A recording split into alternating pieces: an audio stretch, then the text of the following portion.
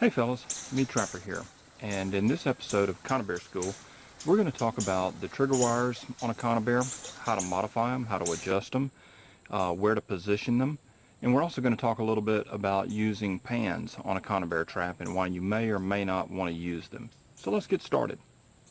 And when it comes to trigger position, the default position on a Conibear is for the trigger to be on the top with the wires hanging down. Generally the wires need to be spread apart a little bit. This is the way the trap is designed.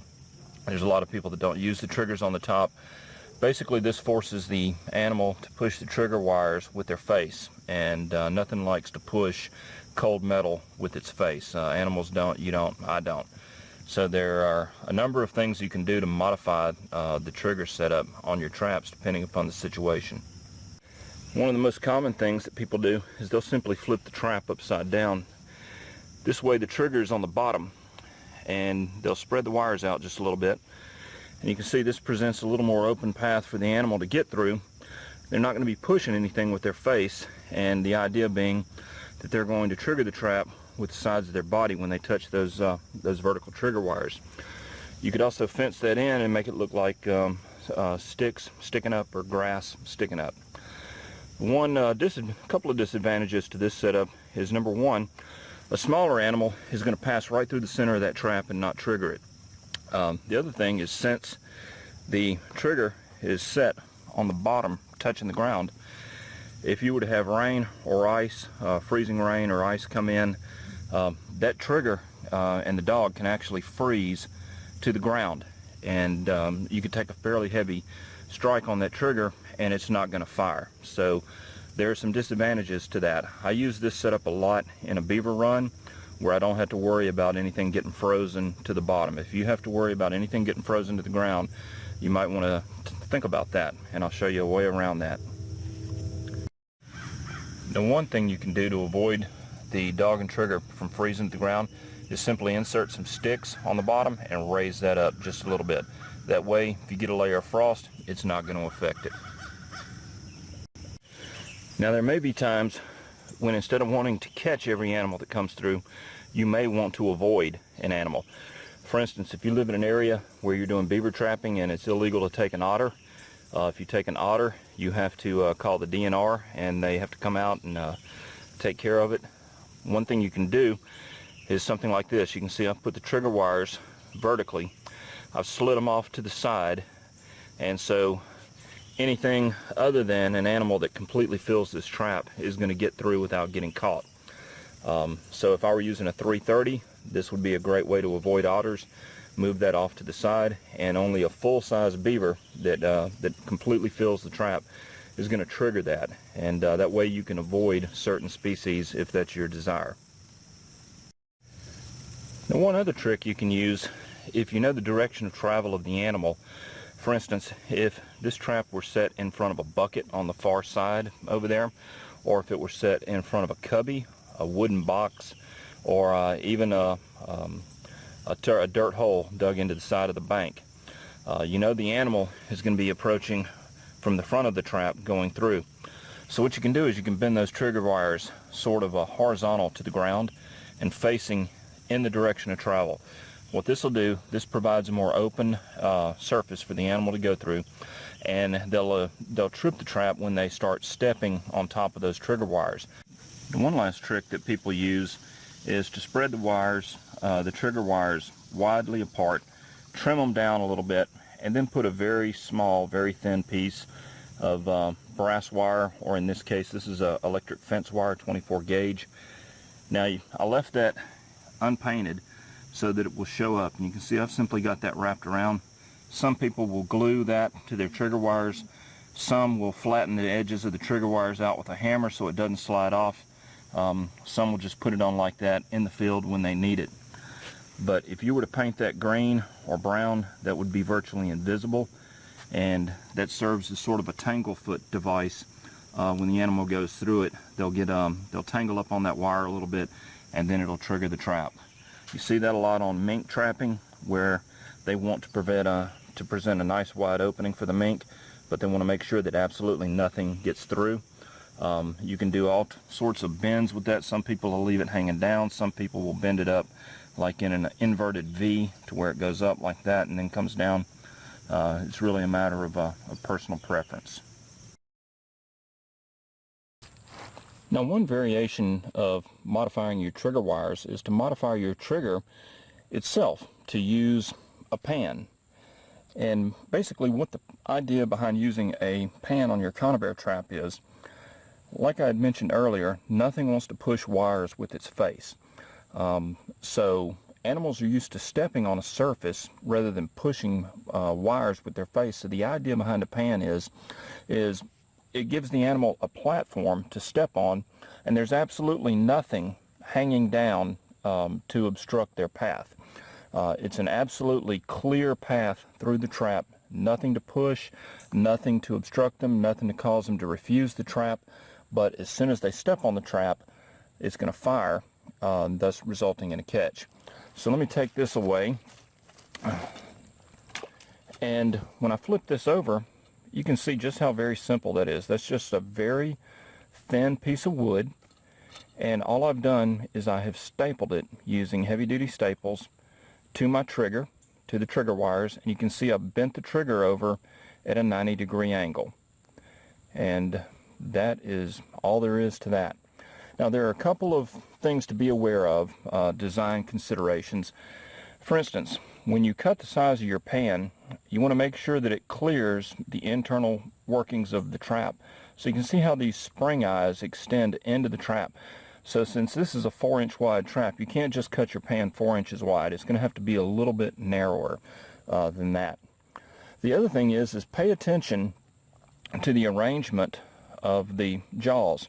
You can see how the pan is attached to the trigger, but the trigger wires are bent across towards the other jaw. In other words, I do not want this trap attached to the far jaw facing out. That's going to put the pan way outside the trap. So what I'm doing is I'm attaching it to the outside jaw but bending it back through, and this puts the animal the closest to the kill zone when he actually triggers the trap. That's a critical thing. The other thing you're going to have to be aware of is when you're making these pans, the leverage involved.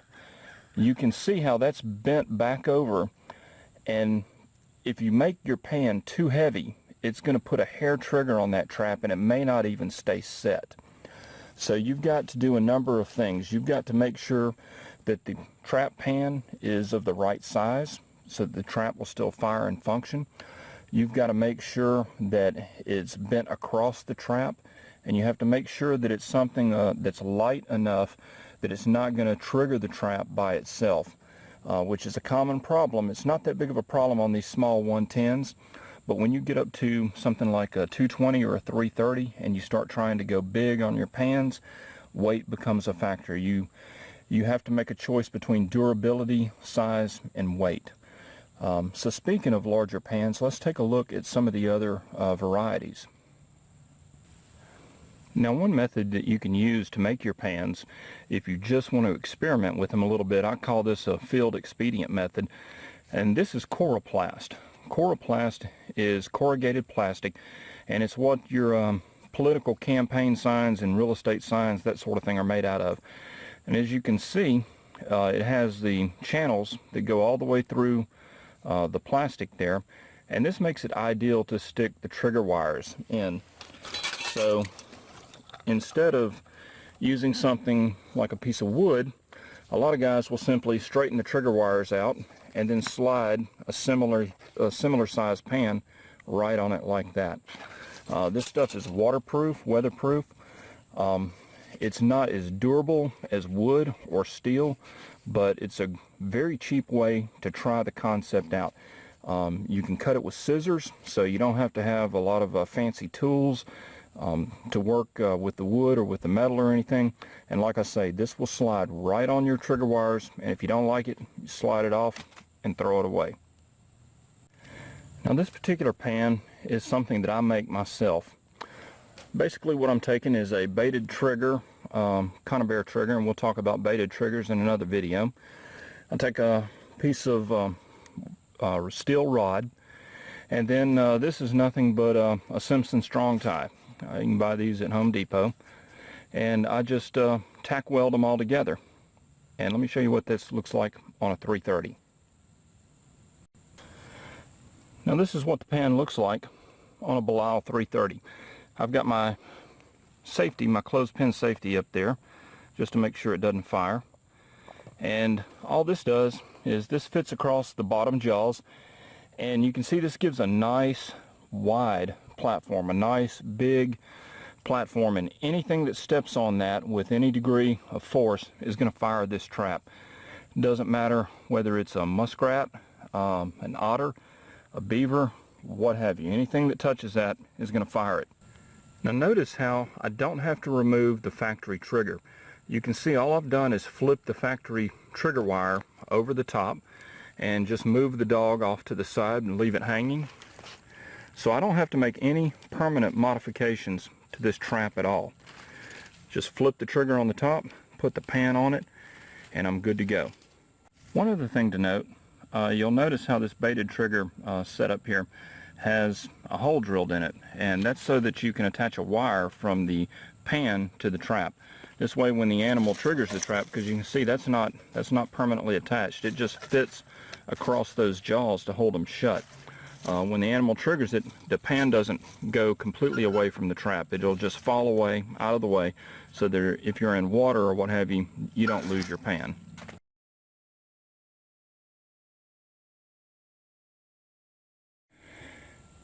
Now, a fairly radical or extreme usage of Conibear pans is to turn a Conibear into basically a leg hold trap.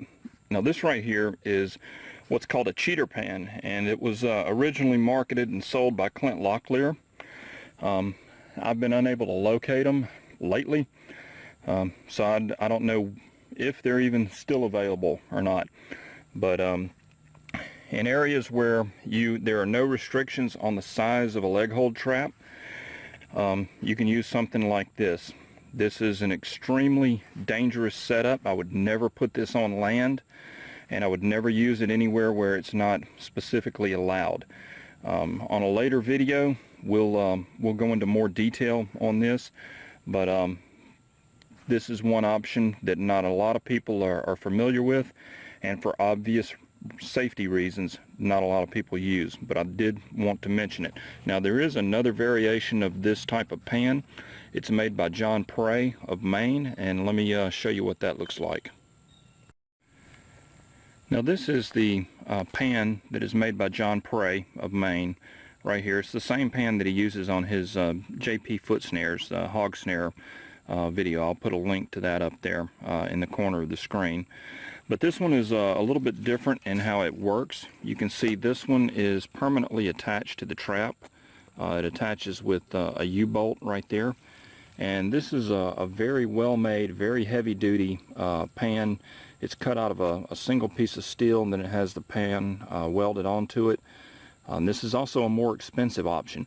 Now one difference between Clint's cheater pan and the John Prey pan is this one allows you to adjust pan tension, whereas that one basically is held on by a bracket.